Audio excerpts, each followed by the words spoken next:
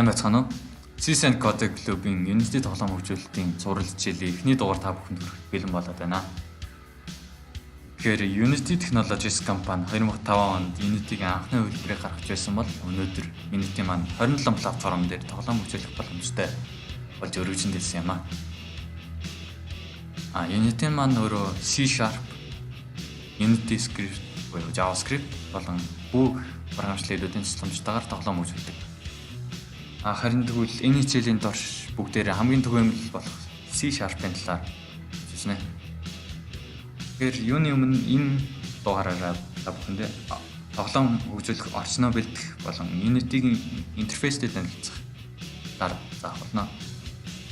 Энэ одоо бүгдээрээ тоглоом хөгжүүлэх орчноо бэлтгэцгээе. Энд Visual Studio болон Unity гэх програмууд ирж байгаа. Тэр програмуудыг татах линкийг description хэсэгт оруулж өгсөн болно. Visual Studio-г суулгах явцад бидэнд ийм сонгох гарч ирнэ. Эндээс gaming хийсний Unity-г сонгон суулгах явцаа өргөжлүүлэх ёстой. Хэрвээ танд Visual Studio байгаа мөртлөө Unity-гийн модуль байхгүй бол Visual Studio installer нэгээд Merge хийсний Modify-ыг дарж саяны цонхыг тэгвэл бүгдээрээ Unity-гийн project үүсгэж үзцгээе. Хамгийн анх Atari компани 1972 онд Pong буюу ширээний теннис хэмээх тоглоомыг гаргасан байдаг. Энэ хичээлээр хэдүүлээ Pong-ыг хийж үзье.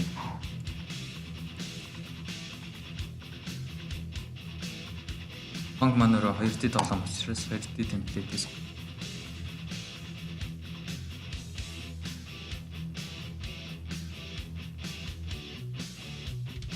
тэгэхээр шинэ прожект үүсгэсэн дараа Unity маань иймэрхүү байдалтай харагдана.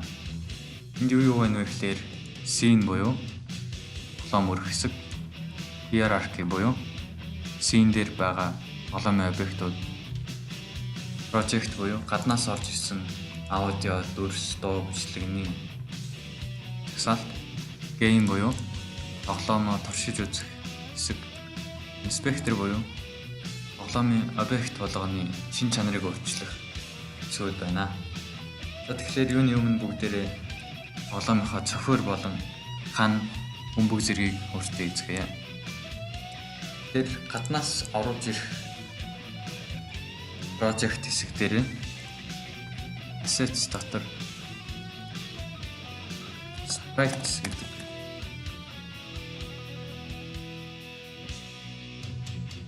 үндэ бид нэр өөрсдийнхөө хийсэн тоглоом бүх болон цохиор ханнуудаа оруулж өгнө.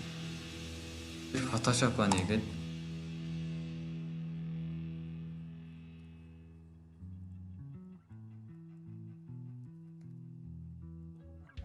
нэгийг харьцах нэг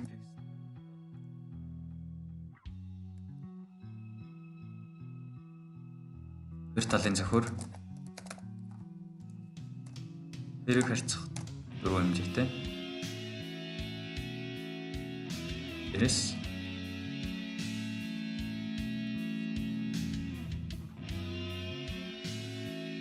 пикселийн хэмжээтэй. Гэж босоо хаан байгаа юм чинь. Тэг хаан.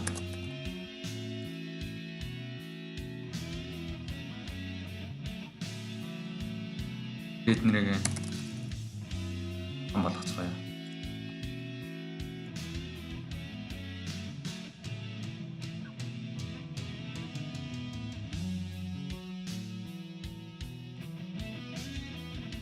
Бас хийсэн бүтээлээ ямар ч хамаагүй фолдерт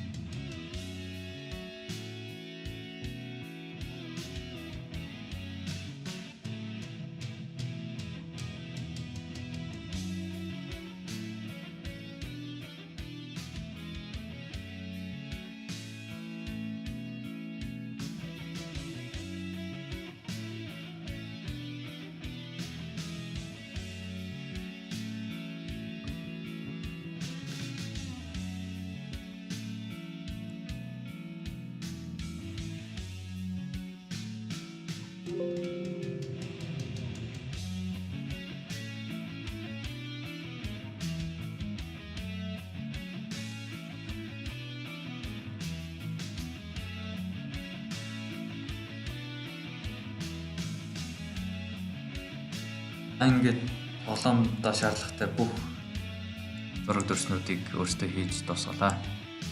Одоо харин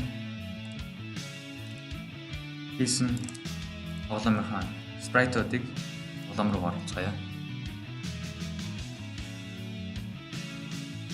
Бүгдийг нь сонгоод sprites гэсэн фолдер руугаа зөөгөө тавьчихад болно. Харин дараагийн хичээлээр бүгдээрээ өөрсдөө хийсэн зургуудаар тоглоомоо өсөрч, тоглоомынхаа кодыг бичиж эхэлцгаана. Бидэнтэй хамт байсанд баярлалаа.